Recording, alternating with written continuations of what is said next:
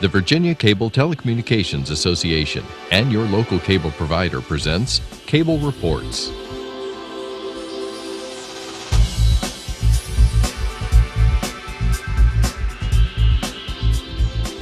Join us now as Cable Reports brings you up to date on current issues facing the Commonwealth through discussions with your local legislators and other policymakers from across Virginia. From the General Assembly and the City of Richmond, I'm Woody Evans for Cable Reports, brought to you by the Virginia Cable Telecommunications Association and Cox Communications, connecting Virginians to their government. We're pleased to have two members of the Virginia State Senate with us. Senator John Miller, good to see you, sir. Good to be back with you, Woody. Senator Mamie Locke, great to see you. Thank you. Good to be here. So you two between yourselves represent about 400,000 people, I believe, 200,000 apiece. Tell us what's going on in your district. I represent the 2nd Senate District, which covers parts of the cities of Newport News, Hampton, Portsmouth, and York County.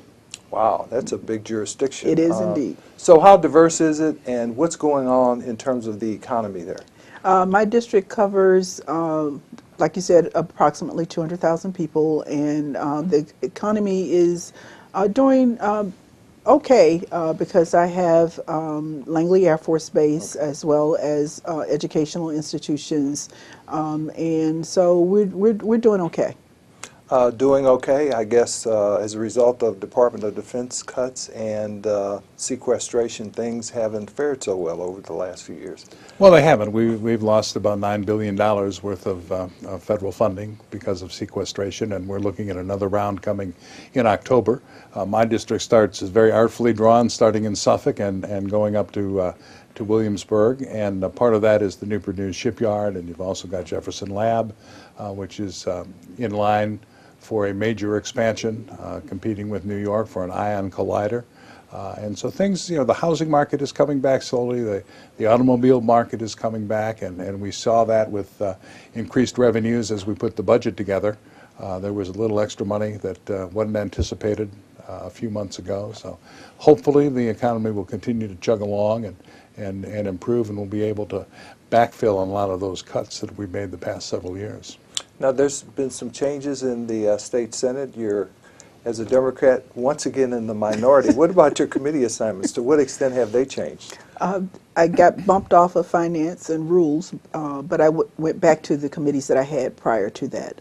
And of course, I got bumped from being a committee chair, but to the committees that I had before, which are general laws and technology, education and health, rehab and social services, and local government. So how has that affected your ability to work on behalf of your constituents, if at all? I have 4 committees as compared to some of my Democratic colleagues, so I'm still working fairly hard. So, and on local government, the Democrats have more members than the Republicans, so we're able to get some things through on that committee.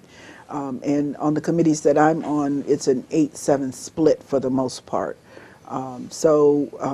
Still able to get some things through, but on education and health, it's difficult to stop some of the bad bills that come through there. But most of the bad bills are on an 8-7 vote for the most part. So it's really clear that the bad bills, it's clear to see that Democrats are voting against those bad bills. And Senator Miller, what about your committee assignments? I went from 5 committees last year to 3 committees this year. Agriculture, privileges and elections, and local government. One of the changes I think we could make that make a lot of sense around here is to, once the majority is set and they determine the number of members on each committee, then I think each side ought to pick their own people as who's going to serve on those committees. And that way you just don't have one party dictating who's going to be sitting and on a committee or not. I think it's a common sense change that makes sense. Tell us a little bit about the colleges and universities and the community colleges in your district. Of course, I have Hampton University, which is also where I work, and Thomas Nelson Community College, which is situated in Hampton. So those are the two major ones. And how are they doing? Hampton University is doing well, and Thomas Nelson is also doing well, which also has a satellite in Williamsburg, which is what John represents. So we're also trying to look out for their interest. Hampton, of course, is private, and Thomas Nelson public. And of course, those community colleges play a critical role Very in terms of critical workforce role. development. Workforce development is very key, and there's Workforce Development Center there in Hampton, connected to Thomas Nelson. So that is very, very critical. And your institutions of higher learning? I have Christopher Newport University in Newport News, and the College of William and Mary in Williamsburg. And how are they doing? They're doing very well. I mean, both schools are very selective. CNU is the third most selective school in the Commonwealth now, and of course the College of William and Mary is one of the premier educational institutions in America, and so it's good to represent both of them. Now, how's the Commonwealth dealing with the complaints about increasing cost of tuition at our institutions of higher learning? Well, it's a legitimate concern. I think we're pricing a lot of families out of a college education because as a General Assembly, we're not meeting our obligation to fully fund higher education. We underfund them by about $1 billion a year. And they're left with two choices, raise tuition and fees or increase the number of out-of-state students. Neither of those are acceptable alternatives. So, William and Mary has gone to a plan where parents know for 4 years what the tuition is going to be. And so they're not subject to fluctuations of increasing tuition. But other universities have to continue to raise tuition and fees because we're not meeting our obligations. Now, I noticed yesterday, which was crossover, there are a number of bills, and you guys are going to have to work even harder, I understand. Two of which deal with the higher education costs, one by the majority leader that would cap costs, especially fees related to intercollegiate athletics.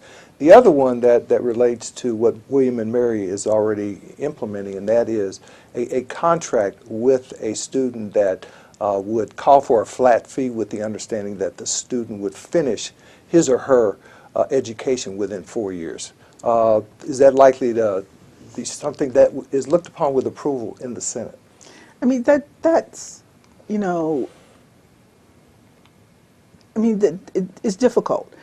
Because normally students aren't likely to finish in 4 years because there are all manner of things that will generally happen. And when you look at completion rates are generally based upon 6 years. And every student tries to complete within 4 years, but the likelihood of that happening is not very likely. And that's a lot of pressure being put up on a student to complete in 4 years. And to contract with a student to do that is a lot of pressure being put upon a student. So,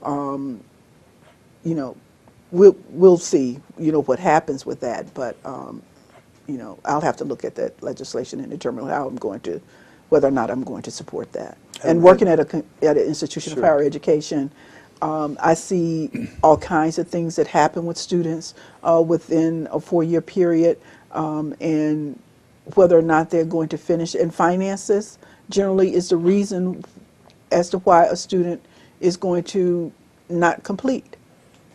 Tough to finish within 4 years. It did. I didn't finish within 4 years, and I had to work my way through. And so you would take a few less courses every semester because you had a full-time job that was helping to pay the tuition and this was a long time ago when tuition wasn't where it is today. But it is increasingly difficult for students who the parents put in because tuition is so high.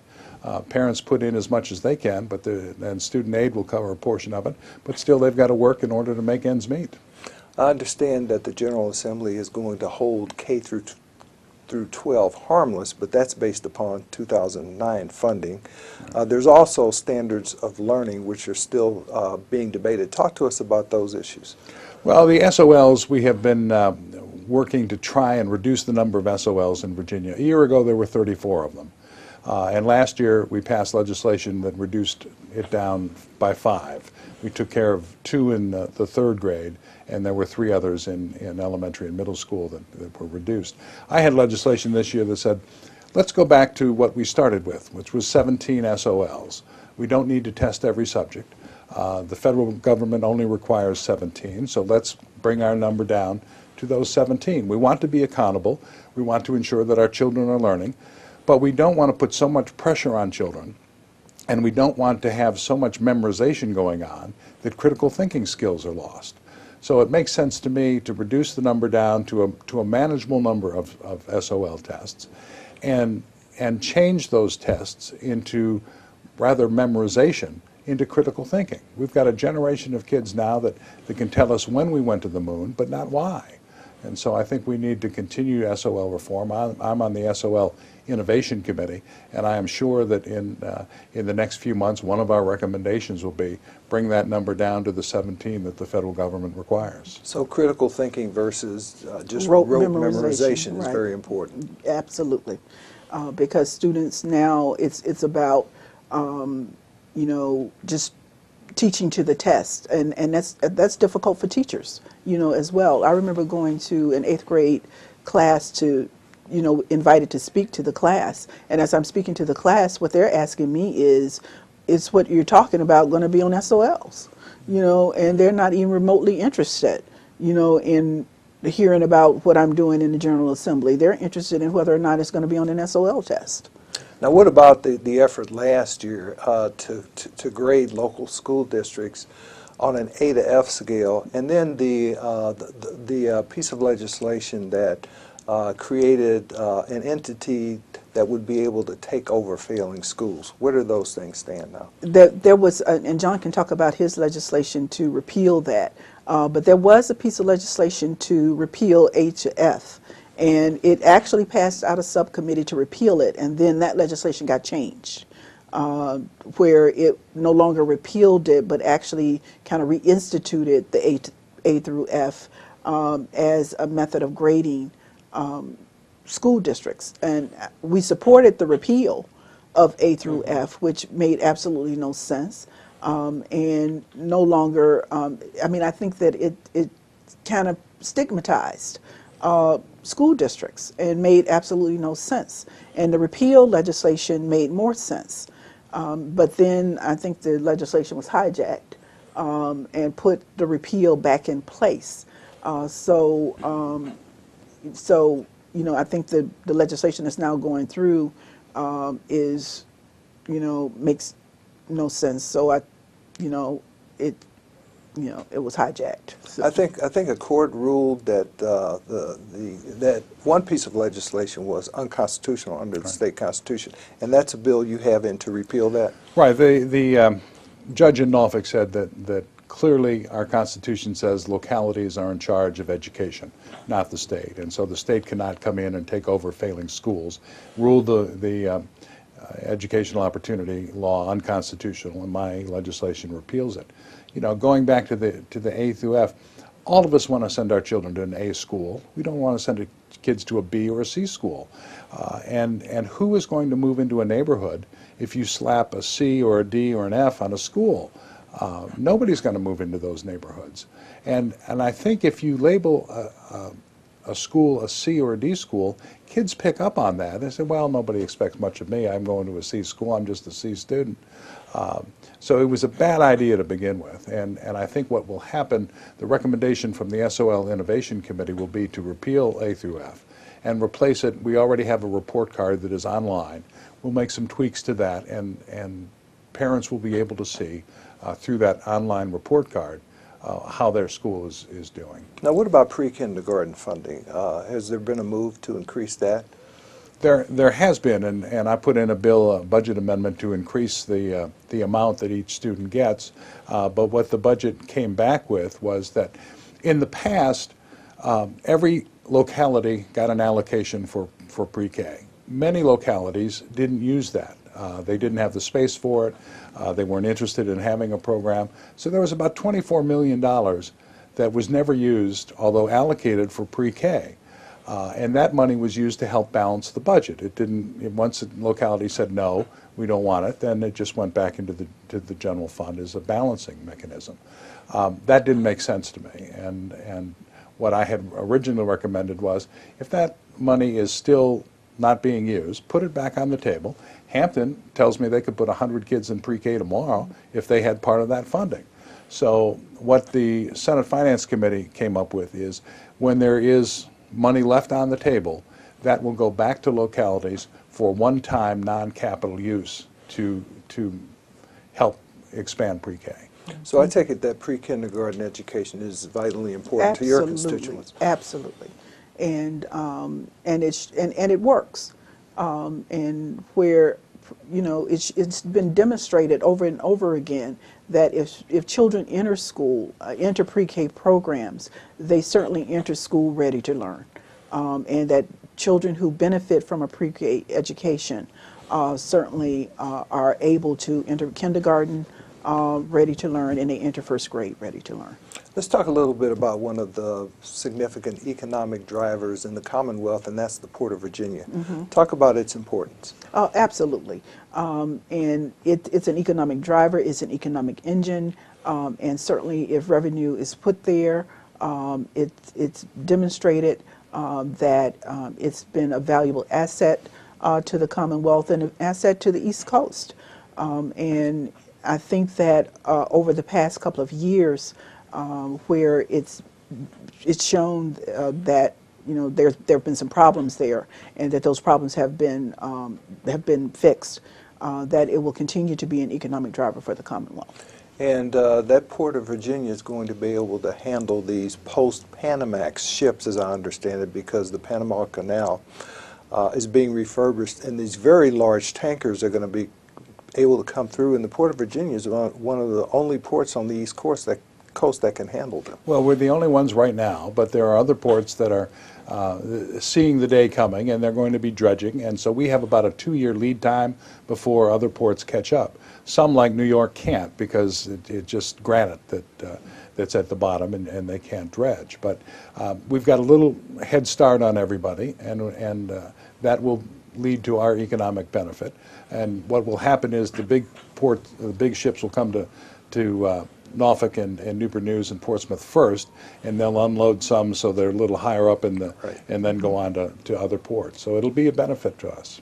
Now talk to us about the importance of our veterans in the Commonwealth. I think about 10% of the population is comprised of veterans. How important are they to us? Well, they're critical. You know, Virginia wants to be the most veteran-friendly state in the Commonwealth, and there are a lot of programs that are pointing us in that direction. Being connected to the military is very critical. I've got some legislation that will require that when students register for a school, they will be asked, are you any parents in the military? That way we will have some good numbers on how many military-connected students we have.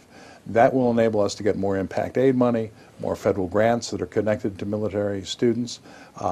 Norfolk sent out 32,000 impact aid questionnaires recently. They got 7,500 back. You know, giving a 10 or 11-year-old a yellow card to put in their backpack and take home and have it come back is not the best way to get those figures. So the other thing it will do is teachers will now know which students are connected to the military in their class. And so if there's a deployment and little Johnny's acting up, they may have a better understanding as to what's going on in his life, and give those military-connected students the extra attention they sometimes need. And I'm sure you have a significant number of veterans in your district as well. Virginia has the V3 program, for example. Talk to us about the importance of those veterans in your district. Not only that, but I have a bill that will increase some bonding authority, and that will, we're trying to BRAC-proof the Base Realignment Commission, our military bases, and that will, because certainly no military base is free from being BRAC'd, and the bonding authority will help, for example, around Langley, to help with if for example, buying property improving transportation around the base, helping with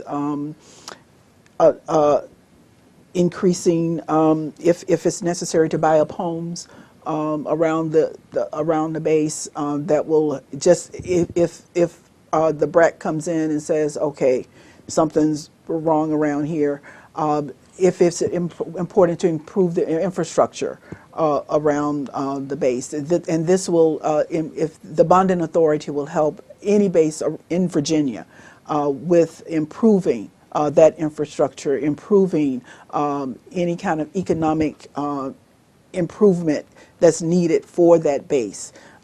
This bonding authority will assist. So any base in Virginia, this legislation will help with that.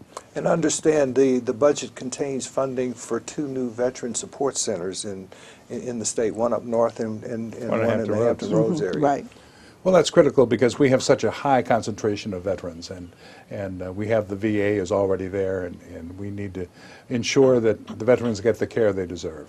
Now, what about transportation issues? We always hear about Northern Virginia. We certainly hear about the Hampton Roads area. What's going on there, and how will these funds be allocated that were created a couple of years ago by the Transportation Funding Bill? Well, the good news is that in our districts, the #1 priority is widening of Interstate 64 from Newport News on up for a few miles and eventually to Williamsburg and on to Richmond. And the governor has been very committed to making sure that Interstate 64 is not clogged with traffic, but it is expanded. And so that's the #1 priority, and it is moving forward.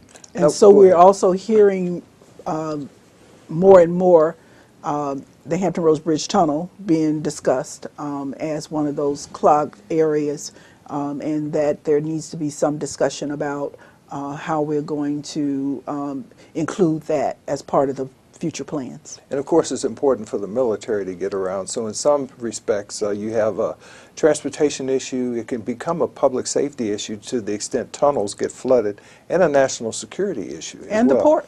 Yeah, that's absolutely right. Absolutely right. I wanted to give you an opportunity to talk about some legislation you have pursued now for several years, and that's ultrasound. Talk to us about that. Well, as you know, a couple of years ago, the General Assembly passed legislation that will require women to undergo an ultrasound prior to pursuing an abortion. And this transabdominal ultrasound, as many physicians in the Medical Society of Virginia have indicated, is medically unnecessary.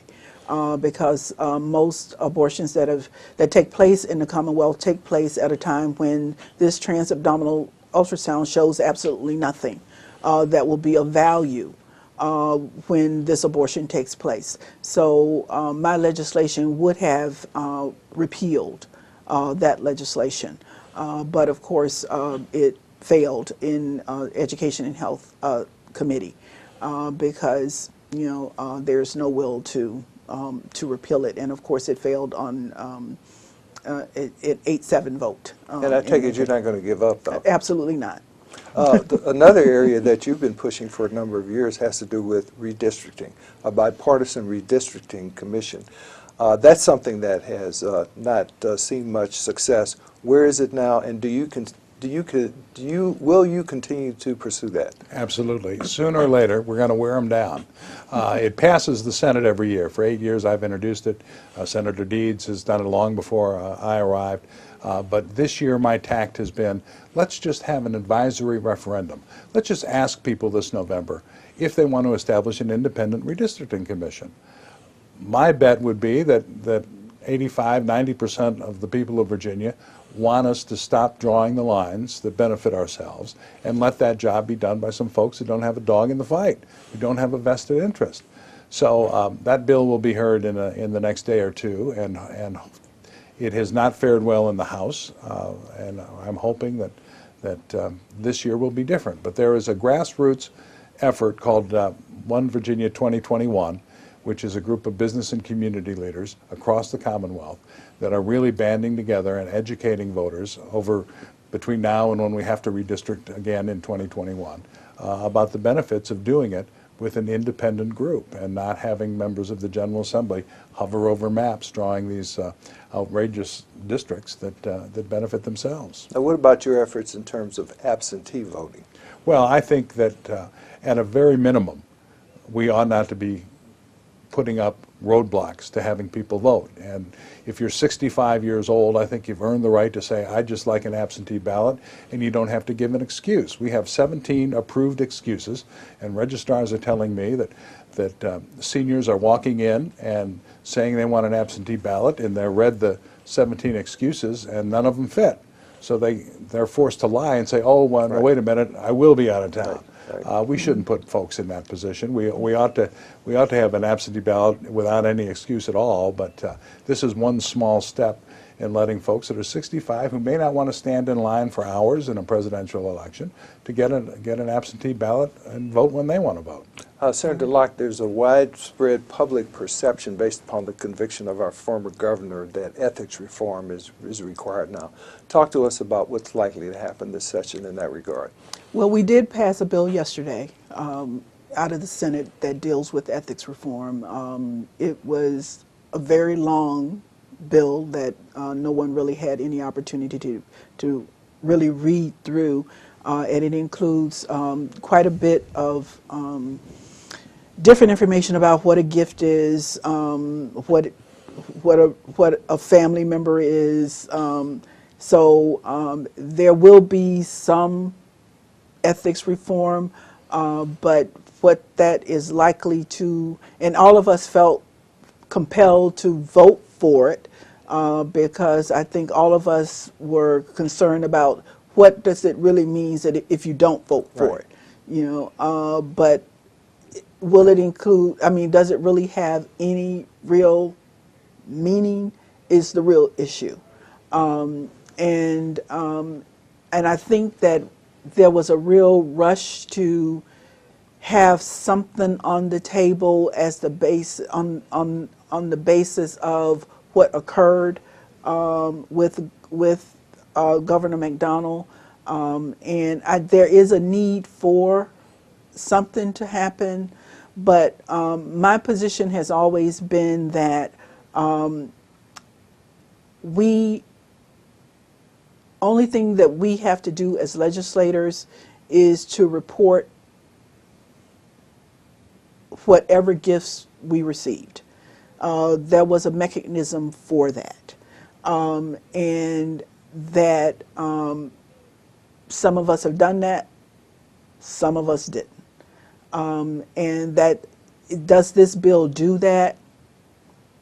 You know, remains to be seen. Remains to be seen. 30 seconds on the same subject. Well, let me just put it in this way. I receive several hundred emails every day. I have yet to get one from any member of the public saying that we need to pass an ethics bill.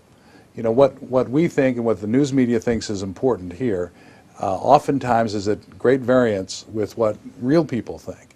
And so there is no outcry from any of my constituents to change the ethics law. Thank you.